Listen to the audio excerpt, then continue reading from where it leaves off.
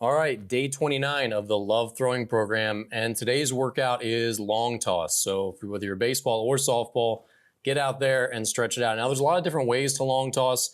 Again, this program is not, the goal is not velocity. The goal is just a fun month of throwing in the off season. So you don't need to bomb it out, and you don't need to throw missiles as you come back in, but stretch it out. And the big thing with long toss is to go out at your own pace. You don't need to go you don't have to jump back 5 feet for every 3 throws. It doesn't need to be regimented like that.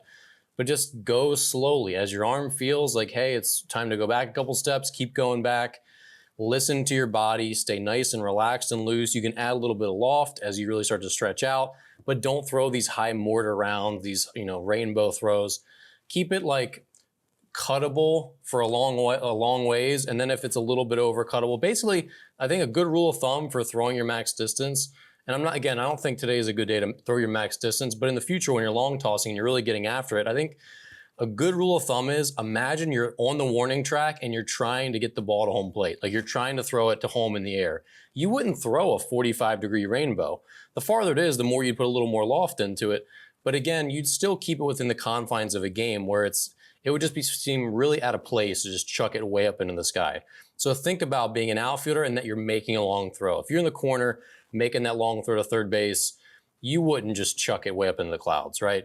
So think about the arc you're using as being a game-like arc, whatever that means to you. But ultimately, the amount of throws you make, how long your game of long toss is, how fast or slow out you go, it's completely up to you. So make it your own. I liked long tossing because it was just like my free time to just go and chuck the ball. And I liked taking a long time to do it. I would warm up slow and I would just spend as much time out there chucking it as I wanted to. So I think it's a really freeing activity. I think it teaches you a lot of things mechanically, how to go uphill with your front side, which is really valuable. I think it strengthens your hips.